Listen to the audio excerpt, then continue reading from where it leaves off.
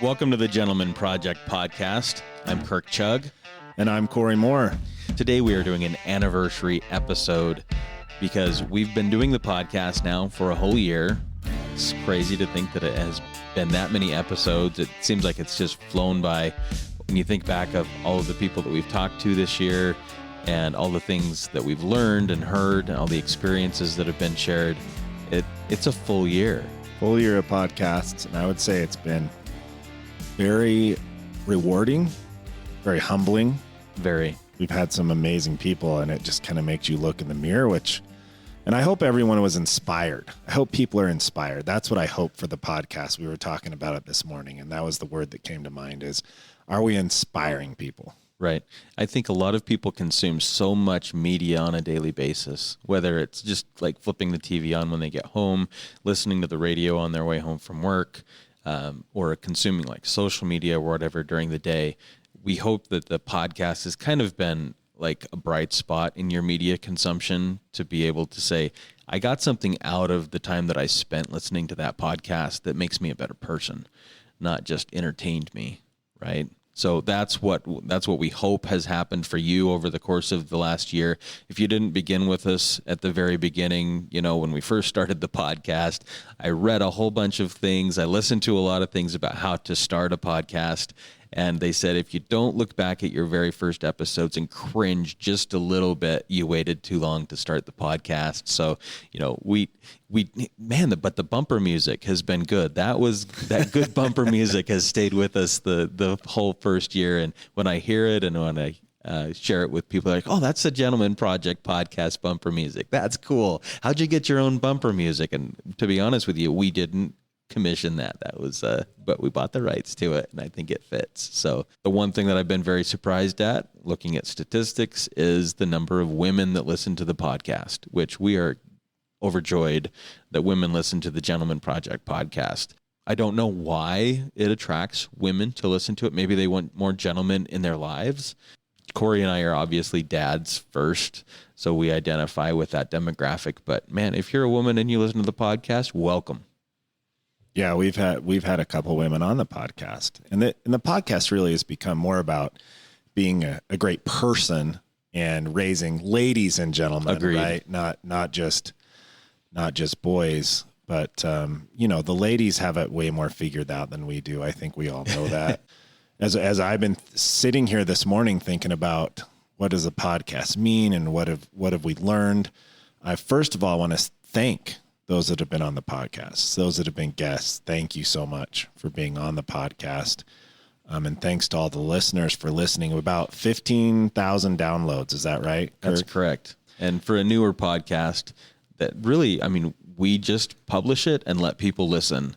And for a new podcast that hasn't done any paid promotion or anything like that, we don't have any sponsors. We don't run commercials. It's just straight content. Statistics say that that's a great number of downloads for a podcast in its first year. So I guess we always had goals of reaching like 1 million people. And I'm not saying that's our next goal, 1 million downloads. That would be awesome. But Kirk and I started having conversations with friends about the Gentleman Project and about teaching true North principles to our kids. And automatically there were many, hundreds of conversations about that. And that's really how the Gentleman Project podcast was born, right? Why wouldn't these conversations be recorded? Right. And then shared with other people. So as I was building my business, I would always use the networking opportunities that were mine, sitting in the room with people who had great stories to tell, to not talk about what I do for a living. If you listen to the podcast, you're probably still wondering what I do for a living, but I wouldn't talk about what I do for a living. I would talk about how are you connecting with your kids? That was my question. And when it came my turn around the table, I would say, how are you connecting with your kids? And I would get different reactions. And I would either get a guy who would say, this is what I'm doing with my kid, and it's the coolest thing. He doesn't talk to anybody else about it because it's just his thing. I had one of those things. That was my Gentleman Project. Well, what's your Gentleman Project? What do you do? And so the Gentleman Project really is, what have you found that works to connect with your kids that you would share with someone else so that they can connect with theirs? And The other reaction I would get would be people who would say, I really don't know what I'm doing right now as a dad. I'm lost. I feel like I'm stretched too thin. I'm being pulled in too many different directions. And it eats me alive to know that my kids are growing up and I'm having little to no influence on their life. Those two different reactions were really the stimulus behind creating the Gentleman Project. And then all of those conversations, whether you gave me an idea or whether you said, I really don't know what I'm doing, and we just talked about being a better dad, those conversations are some of the best conversations I've ever had with people, because it transcends the facade that we put on. Yeah, I remember the first time that I heard about what you were doing with your boys and that they had named it the Gentleman Project, and just this idea of purposeful parenting and doing something purposeful that taught my kids what I believed and what the essence of a gentleman was really set in with me, right? And so now a year of these podcasts, I think to myself, oh man, I feel pretty humble sometimes. And I'm sure that some of the listeners are like me. They feel kind of humble, like, wow, some of these dads are amazing. And they don't do one thing purposeful. They do 100 things purposeful, and they're so selfless. And so I wanted to say to the listeners, it doesn't need to be this Herculean change your life kind of thing to walk towards being a better dad, a better father, a better gentleman. Pick one thing, one little thing, and just start walking in that direction, right? It's easy to get overwhelmed with, oh man, well, I've got to do this at night and do this during the day and ask him these questions and teach him these principles. No, Kirk just wrote in a journal with his kids, one principle at a time, right?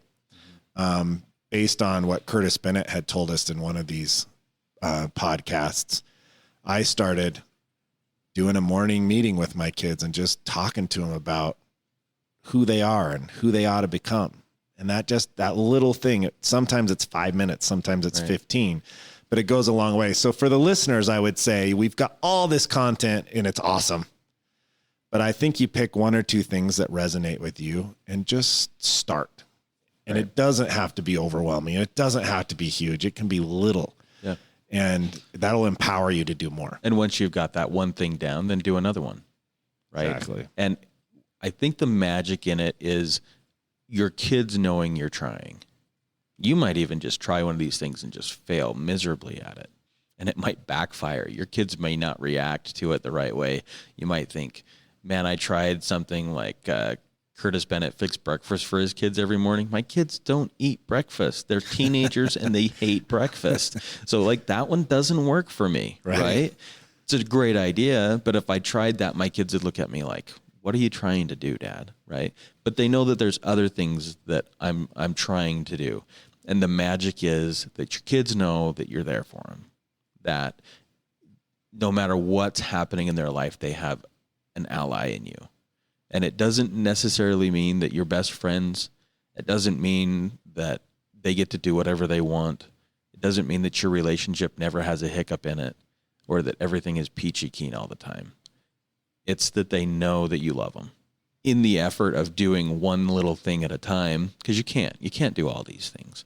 There's 52 episodes before this one, and in every one of them, there's probably a dozen ideas for you to try to be a better dad, or some aha moment that you had that said, I've learned that, but I forgot it. And I'm going to try to do better at that. So as you listen to the podcast, we hope that you've not felt guilty, that you haven't felt unprepared. We are all unprepared for this job. And that's the whole reason behind the podcast. Nor are we ever going to be perfect at it. You know, you're not going to be perfect at it, and every day is going to be a new challenge. But if you can face it with hope and faith and love, you'll be fine. And the other thing that I love about the podcast is it kind of creates a community, right? How many business lunches have you ever been to when there's a bunch of men sitting around talking about how to be a better father? Most of the time, it's a bunch of men sitting around bragging about how their kids are so great and so cool, which is not a bad thing, but that makes it appear that everybody's got all their stuff together all the time and that their kids are so amazing and there's no problems at home, that nobody yells at each other, that nobody loses their patience, that everybody's home for dinner every night. That's not reality. And so for the community to look at each other and say, there's other people in this podcast community, including the guests, that are vulnerable enough to say, hold on a minute. I do not know what to do right now. I have no clue what my kid is asking of me. I don't know what my responsibility is. There's obviously no manual for this. I don't have anybody else to talk to. Maybe the podcast has been an outlet for some people like that. I hope it has been. I hope so too. And if you're listening right now, you know, we're not going to stop.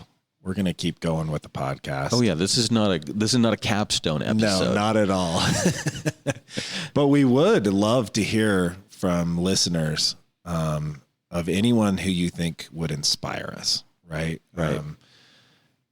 That, and I like that word for the podcast. I just started using that more today, but that's really what it does for me. It inspires me to be better. It inspires me each week to kind of look at the most important things in my life and ask me, how am I doing? For me, the podcast is another way to check in on myself and say, okay, are you putting your family first? Are you putting your kids first? Are you doing the right things? Did you forget to keep some habits going that you had going?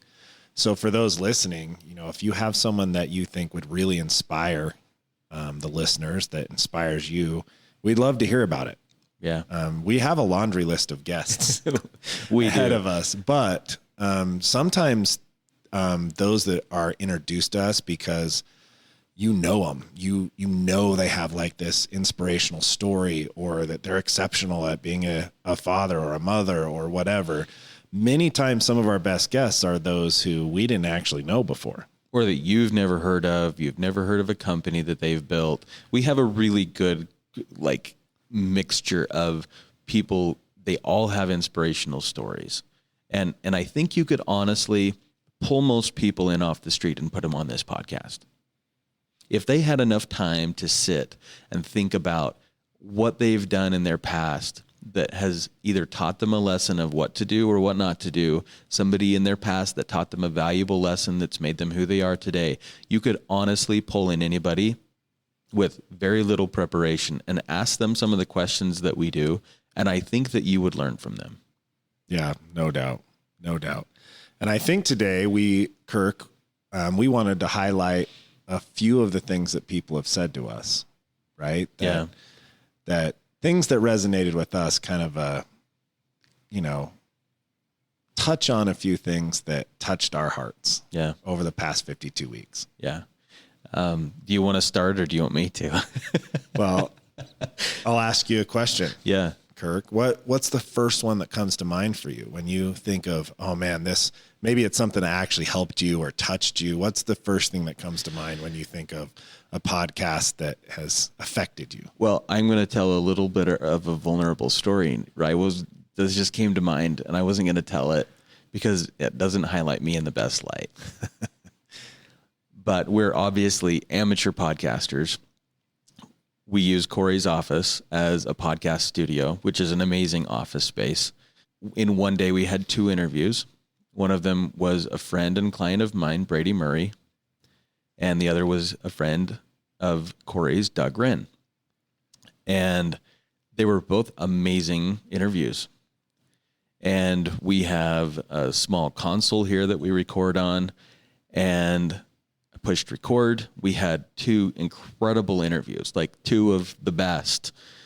And like afterwards, Cory and I looked at each other and were like, that was an amazing podcast. And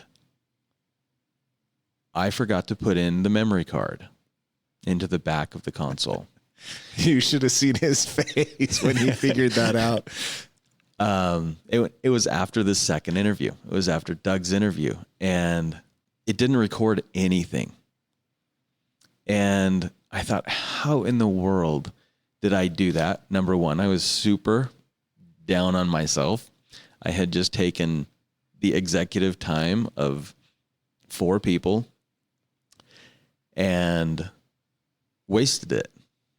And I had to make those phone calls to Brady, and Doug was here when we realized that I had messed up. Doug says, I'll come back later. No worries. I've got an appointment I've got to head to right now, but I'll come back later this afternoon. We'll just do it again. And I called Brady and I said, Brady, I made a huge mistake today. I didn't even put the memory card in the back. And he goes, oh no, I felt like that was a really good interview. And he said, no worries. We'll do it again and it'll be better the second time. I had a lot on my mind that day. My mom was having brain surgery and I was not a great interviewer that day. My mom was just up the street. I couldn't do anything for her at the University of Hospital. But my brain was not as present as it usually is during the podcast. And Brady knew that. And he's like, how's your mom? Like, this is a man of character. He drove all the way here, spent time out of his office, gave us an amazing podcast. And his main concern was, how is your mom? Have you heard anything from the hospital? So Brady's interview, when he said, don't worry, it'll be better the second time, I thought, there's no way. There's no way it's going to be better than it was the first time. I thought that too. I walked back into the office after taking them downstairs, and Cory was already on the phone with his wife telling her how amazing this interview was. Right? And in tears, we were both like, this was an incredible podcast. And getting caught up in a cause and watching miracles happen. And Brady came back in, happened to be about the only time in his schedule, my schedule, and Cory's schedule, there was 1 hour in the next week that we could do it. And that was the only time we were all available. So we re-recorded the podcast, and there were things said in that podcast that were better, that were more impactful, stories that were shared that weren't shared in the first one. There were stories that weren't shared in the second one that were shared in the first one that were replaced by things I believe more impactful. Brady was just as articulate. He delivered the message. He had more time to think about the things that were important to him.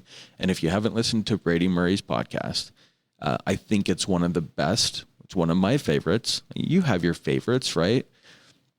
Brady's is one of the best because of the experience for me behind it. I was super vulnerable, super embarrassed, probably one of the most embarrassing moments of my life. Doug and Brady were both gracious gentlemen. Like, they walked what they talked. And it wasn't just like, oh man, that sucks. You're going to have to just find somebody else. Both of them were just like right there, willing, like, hey man, everybody makes mistakes.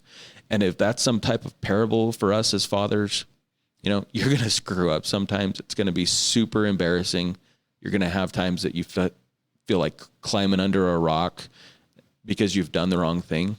And the lesson I learned was extend people grace. And Cory, you were the same way. You were like, don't worry about it, man.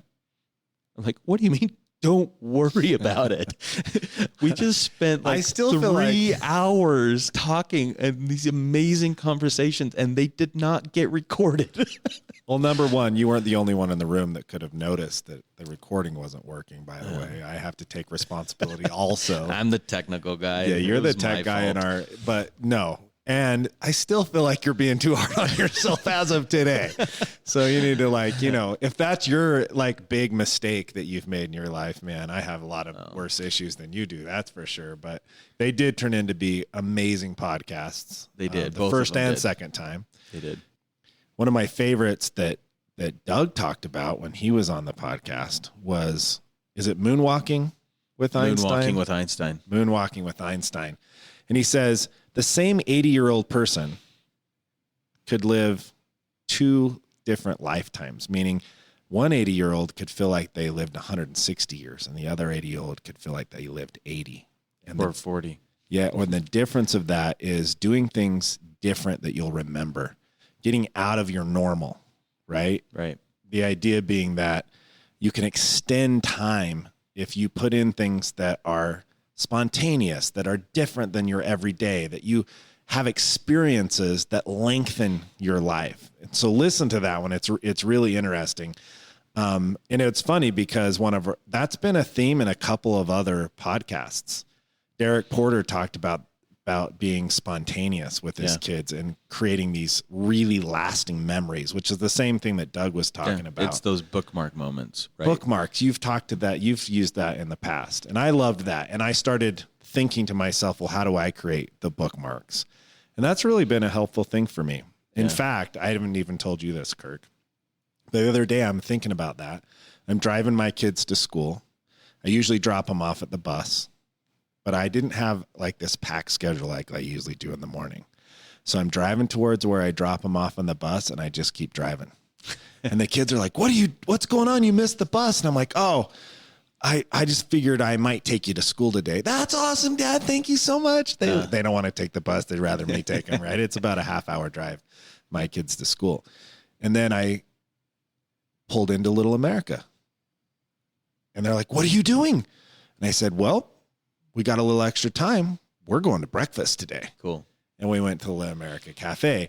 And in my mind, I actually was thinking, I'm going to be spontaneous. They're not going to forget that morning. Yeah. I've dropped them off at the bus 1,000 times, and they're never going to remember any of those days. Not one of them, yeah. But the one day where I went and had breakfast totally out of the box creates emotion. Yep. And we're emotional people, right? Yep. And so extending time helps us to really, one of the ways that helps us engage with our kids and create a bond. Well, and those experiences can be positive ones. They can even be negative ones. They could be negative too. Like, yeah. But they're still going to remember. They are. My dad came and picked me up from junior high one time in his hot rod. And it was after football practice, and he pulls through the drive pickup area, and he's blaring ZZ Top in his street rod, and I felt like I was the coolest kid in the world. All my buddies were like, oh, look at that car. And it pulled in, and I went and I got in it. Never forgot that. Probably only did it maybe twice, but I never forgot it. So the other day, I picked my daughter up from school, and I had backed the Harley up in the curb, had a helmet strapped on the back, and she comes out, and you should have seen her face. It was like, my dad is picking me up from 5th grade on a Harley, and all of the boys were kind of, whoa, cool bike, man. You know, and then Paisley comes and climbs on the back, and I put a helmet on her, and they're like, Paisley, that's Paisley's dad, right? She will never forget getting picked up behind the school on a Harley. So I agree with you. I think the opportunity for everybody is there to just do something a little bit out of the ordinary and extend time and create more of those bookmark moments. So now I've got to ask you the same question. When I say, Cory, what's a podcast that you remember? What would you say was one of the most impactful ones for you? Man, we had so many good ones. It's kind of hard to pick a favorite. I probably have about 20 favorites. Mm-hmm. You know, I really liked Derek Porter's, who's one of our first ones. He talked about times and seasons. Do you remember that? Mm-hmm. And I liked that a lot. That helped me because what he was saying is, hey, sometimes you're able to give your family a lot of time, and sometimes you're really busy at work and you can't give them as much time.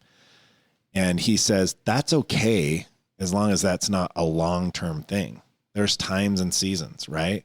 Sometimes you have a big proposal due or a big pitch to do, or you're selling your company or you're starting your career or whatever. The key is to be consistently put things in priority. You can always have your family first, but you can't always give them all your time. And so this idea of times and seasons was I really liked that. The other thing that I liked from Derek's was he talked about just telling your kids you're sorry. The kids are resilient. And then if you get down at their level, he said, get on your knee, look them in the eye, and authentically tell them you're sorry. Guess what? We make a lot of mistakes as parents. The kids will forgive you. You know, they understand that you love them. They understand that you're trying and that you're making mistakes. And I think that's been an important one also. And then we've had this theme of unconditional love all the time. Mark Massey talked about that and was really emotional about it. And I loved it. I loved that podcast. Yeah. Mark was amazing. And he talked about how, you know what, I just have to not think that I'm going to, that my kids are doing exactly what I think they're going to do. Rob Schallenberger talked about throw away the script. Yeah. And just love them unconditionally first, and the rest will fall into place. Right. Jake hugely talked about that also, this idea of unconditional love, right? No matter what happens, if your kids can come to you first with, well, I can come to my mom and dad because they love me unconditionally. Then there's open communication. Then there's an ability to talk through heavy stuff. Yeah. Right. But if the unconditional love isn't there and you don't have that habit of unconditional love, or they haven't seen unconditional love in their life, then it becomes a little harder to come to the parent. But that's really hard for us. I think you're right. I think Rob Schallenberger put it best when he said, throw away the script. He said, I had this like script. I knew my kids were going to do this and this and this, and they were going to be successful at this and this and this in this order. And this is what they were going to do. And this is where they were going to go. And this is where they're going to college and blah, blah, blah. And then when they didn't do it exactly, it was, then he had issue with that at first, ending, right? Yeah. But I think unconditional love was a great one. So those are some of the ones that pop in my mind. I could keep going and going. No, I mean, I've had personal experiences with all of these. Like, I played football back in high school and junior high, and I don't know how many concussions I've had. I did not want my boys to play football. And they came to me the day before school started and said, Dad, we need cleats. And I said, what for? And they said, we want to play football. Tryouts are tomorrow. And they hadn't really talked to me about it. And honestly, that kind of hurt that they hadn't talked to me about it. And I wasn't excited about them playing, getting hurt, and having lasting health issues. Here's Rob Schallenberger, little angel on my shoulder, and all I can hear him saying is, throw away the script. It's their life, not yours. And you just have to love them unconditionally. They have to know that you love them, or they will stop coming to you, period. And so that one changed, and I was able to. I'm honestly sorry, everybody. I'm the dad that's really loud on the sidelines yelling for my kids, and, you know, good job from the sidelines that the whole team can hear the one dad. That's me. And I enjoyed supporting both the boys. They had a great time, and they want to play football through high school now because they loved it so much. So and there's some wonderful things that football brings. And I'll support them and do whatever I can to let them know that I love them. But, man, I had a personal experience with Rob Schallenberger's little shoulder angel, you know, for me. I think the other theme of the guests that I have really, really enjoyed are the people who, like, we've had some people on that have really got their life together. And we've had some people on the podcast that have been through some really extremely difficult life circumstances. We've had people that have been homeless, that have grown up in abject poverty, that have had abusive parents, that have been addicted to drugs and alcohol, that have had failed marriages. They've been through it, and they've shared those things with us on the podcast. So, number one, thank you guys for sharing those things, because I think that we stop short of reality to protect ourselves sometimes when we share what we've been through. I think of my cause that's running Red Barn Farms, that's saving people's lives, that have been in the same place that Mike was, and the same place that Mike's brother was lost to. What an amazing story of vulnerability to say, I'm still a heroin addict, and I still fight with these demons every day, but I win. You know, those are some amazing stories that you just can't. They're like movie scripts. You know, you take Sean Reyes's life story and put it into a movie, blockbuster movie, you know, and you can't write this stuff. It's amazing what people have been through and what they're willing to share to help other people learn and get through some of their own stuff. Yeah, no doubt some of the best podcasts are those that are authentic and real and have been through hard times. You learn a lot when you go through hard times. You probably learn more than you do when you go through the good times, to be quite honest with you. No doubt. That makes you who you are. That's one of the things that is something that's hard to teach our kids, but the podcast helps bring out those lessons. Yeah. Mike Haas talks about he wants his son, number one, to be kind, and number two, to have integrity. Right. Right. And he said, after all I've been through, if you can have pure integrity, like real hardcore integrity in every little thing and be kind, the rest will fall into place. That's what I heard from him. Yeah. And so I feel like those that have been through some hard stuff, and we've had a lot of people on the podcast who've been through amazing trials and tribulations and hard knocks in their life, man, they come out usually much stronger. They are. And I think of my friend Jenny Taylor that we had on the podcast. I've known Jenny since the 7th grade, and she was always an amazing person. She was always great in academics, and I knew that she was going to go do wonderful, amazing things. But the person that she is after she lost her husband in Afghanistan, raising 7 kids on her own, she's a completely different person because of what she's been through, and she is so much stronger, I think, than she realized she was. So, those types of people that have been on the podcast and been so vulnerable to share about their grief. We've had people on the podcast that have lost children.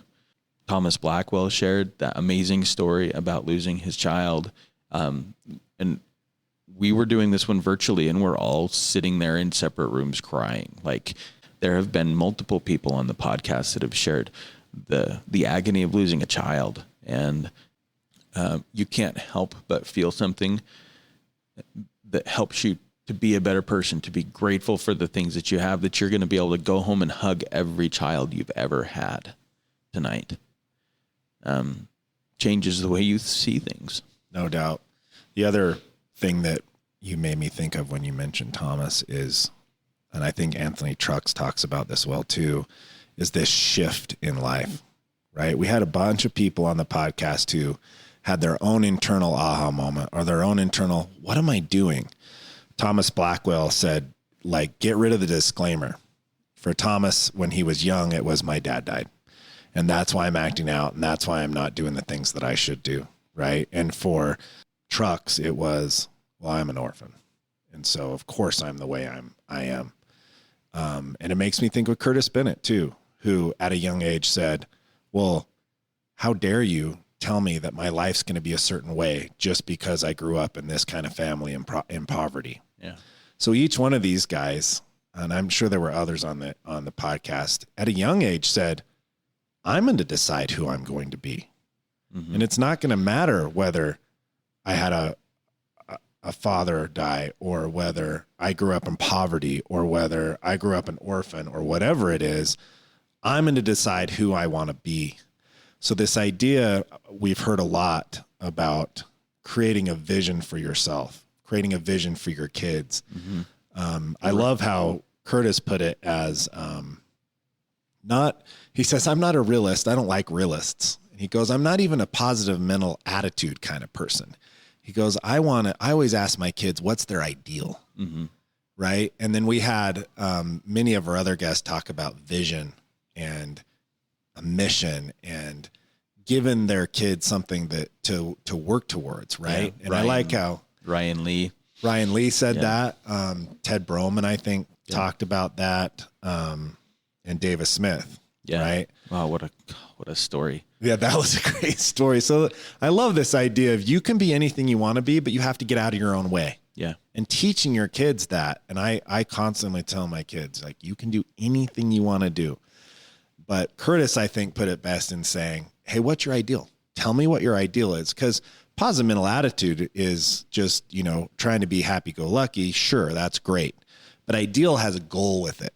Yeah. An ideal has a where am I going sentence to it, right? Not just I always tell my kids happiness is a choice. And I truly believe that. They would, if you asked them what our mantra was, that's probably their first one. But Curtis kind of took it to the next level. Yeah, happiness is a choice. And also, what's your ideal? Yeah. And Trucks did that to himself, right? Which is a great podcast that was released not too long ago. And I think Thomas Blackwell did that too. Totally. He said, well, who do I want to be? And then he turned into it. I think he's still doing that. He's a very out of the box kind of guy. People that have been through sickness, and that's created, like Travis Snyder, started bethematch.org. My wife and I are now donors. We're all registered, and I carry a card around in my wallet so that if somebody needs a cancer treatment that requires my blood type, they'll call me. So that one changed my willingness to step up and be that person for somebody else. I hope that somebody would do that for me or one of my family members. This podcast has been amazing for us personally, the two of us. We've gotten to points that we didn't think that we were going to get to, and we've shared some things about ourselves. I have to be kind of careful. Like I want everybody to kind of know and identify who I am and what I'm going through. I'm a dad of 4 kids, and I've been married to a wonderful, amazing woman for 18 years. But I also have to be careful that I don't share too much on a public podcast about the 3 teenagers and 1 tween living in my house, right? And respect their privacy. But I've got amazing kids, and Cory, you did this once, and told your kids you loved them. I should probably do the same thing. Taylor, Bennett, John, and Pace, I love you. Your dad would do anything for you. They're super true for you kids listening. Your dad's the man. He cares about you more than you'll ever know. Those kids of yours are the heartbeat of the Gentleman Project in reality. That's where this was all born. Yeah, they are. Dinged if I don't wear my emotions on my sleeve, but when I talk about my kids, they're just right on the surface. They're great kids. Everywhere I go, people tell me how great my kids are. And I hope that they feel the love that their mom and dad have for them. And they're the reason behind this. And it's made our family stronger and changed who we are as a family, what we're involved with. And the other really cool byproduct that I can say that this podcast has made is I feel like Cory has become a friend that I could call anytime, night or day, ask for help, and Cory would be right there. And it's hard to find friends like that. It really is. Well, vice versa. I know that you would be there for me too. In fact, a lot of the people on the podcast would be there for us, I think. So we're lucky to have so many good people on the podcast that have become friends and mentors. And we're lucky to have these kids in our lives and to have all these wonderful people in our lives. And I hope the podcast is inspiring not only the listeners, but I don't know about you. I have my kids listen to the podcast many times, especially when we go on road trips and things. And there's something to be said about somebody else teaching your kids. We all kind of know that, mom and dad are constantly teaching and inspiring and sometimes just trying to get things cleaned up and done. Sometimes they're just trying to survive the day to get to bedtime. So for those listening, pick some of your favorite podcasts, listen to it with your kids. You can teach them so much wisdom through the spoken word of others, right? Which kind of goes a long way. Well, and I think the magic, and you said it, Curtis Bennett mentioned the ideal. Back 9 years ago when we started this thing, the ideal was to be a gentleman. That was the pinnacle. That was if you had arrived, you were a gentleman. And whether or not that's true, we had set a goal for ourselves that everything that we did was measured against the measuring stick of, is this something a gentleman would do? If it wasn't, you don't do it. If it's something a gentleman should do, you do it. That idea is the whole foundation and principle behind the Gentleman Project. So we hope that as you've listened to the Gentleman Project, that you've had some neat experiences. We'd love to hear those. We hear them all the time as we meet people in person.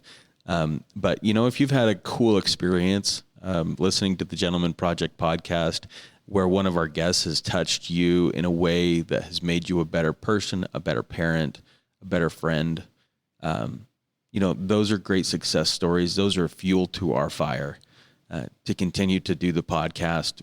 Like we said, this is an anniversary episode, not a farewell. So we are looking forward to spending each week with you in the future, and can't thank you enough for downloading the podcast and being a listener and being a part of what we've tried to create here.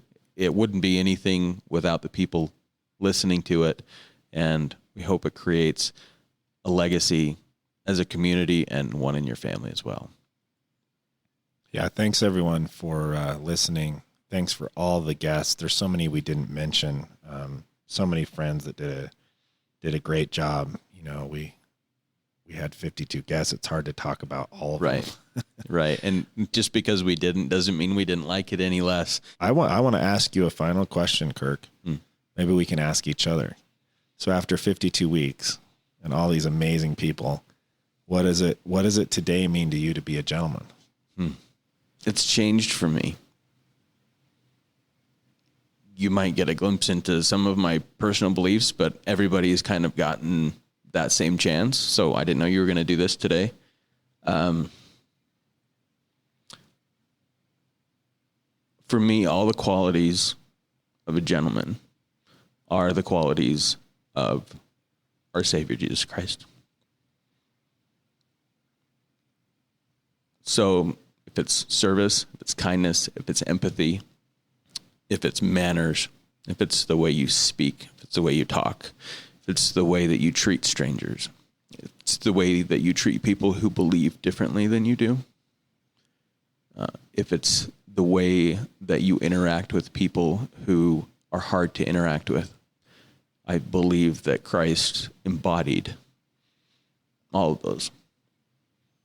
So that's my own personal belief. And, we keep the podcasts agnostic. We want it to be accessible to anybody, no matter what they believe. But if you ask me, it's a perfect Christ-like person. Oh, I think that's a fantastic answer. Yeah, we've had many different religions. We've had many different backgrounds. We've had many different beliefs on the podcast. And we've had many great answers to that question of what does it mean to be a gentleman? Now it's your turn. It's amazing how hard that question is to answer. When we ask our guests that, unless they've prepared for it, because some of them know that question's coming, they have to pause. They have to think for a minute. They really have to dig deep, which is why it's such a great question. It means a little bit different things to everyone. But, I think a gentleman is always progressing. I think a gentleman is someone who says, how can I be better? How can I progress? How can I learn? How can I grow? They're always asking themselves, how can I help others do the same? How can I help someone grow? How can I help them learn? So whether it be our children, whether it be our friends, how do I show that love and kindness and empathy?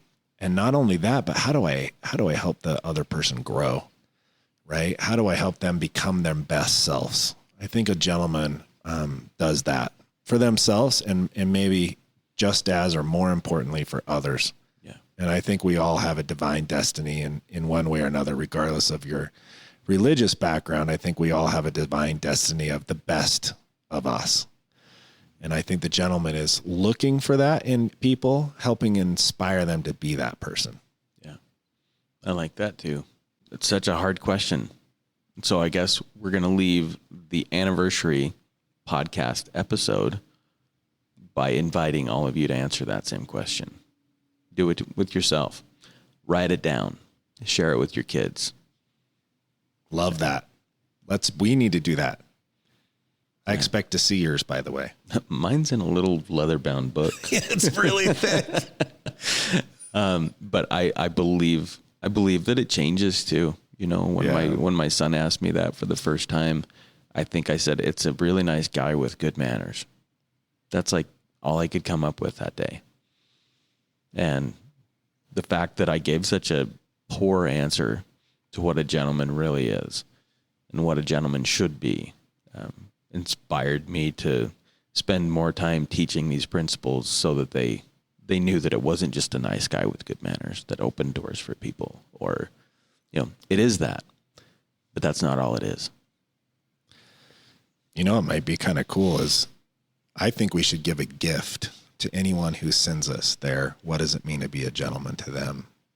I like that. We give them a gift, and then we'll somehow publish these. They can be anonymous if you want them to be, but we publish, what does it mean to be a gentleman to you? Would be really cool, either verbally on the podcast or somewhere on social media or something. But if you send us, what does it mean to you to be a gentleman? The definition of a gentleman, we'll send you a Gentleman Project gift. Something really cool. We don't know what it is yet, so we don't know what the turnaround time on this is. But yeah, email us info@thegentlemanproject.com. MEN, gentlemen. Yes. It started as the Gentleman Project, but what I realized was I wasn't just creating gentlemen out of my boys. I was following along. So it became the Gentleman Project, plural. So two things. Calls to action, which we weren't planning when we started this, but calls to action. Who do you know who should be on the podcast? Yeah. Somebody with an incredible story. Send us a name and some contact information. Yep. And number 2, what does it mean to you to be a gentleman? Write it down. More importantly than sending to us is to give that to your children. Yeah. And you may want to write, like I will, what does it mean to be a lady and what does it mean to be a gentleman? They actually aren't that much different, quite frankly. Once you actually write them down, you'll notice there's fairly good similarities. There are some differences for sure. There's some similarities. And most important, share that with your kids. I mean, if you gave them nothing else, you just told them what it means to be a gentleman, what it means to be a lady, that's cool. I love that. But send it to us too. Yeah, send it to us, and with your permission, we'll share it on our social media. I think it'd be neat to hear the answer to that question from lots of different people. Yep. So thank you for joining us today for the anniversary edition of the Gentleman Project podcast. It's been fun to kind of reminisce about some of our favorites and share some of the things, how it's impacted us. We've loved every guest that we've had. We've not had one bad podcast where, you know, we haven't aired it. Every single person has been great content, and we thank our guests the first year and look forward to many years to come. I'm Kirk Chugg. And I'm Cory Moore. Be a gentleman.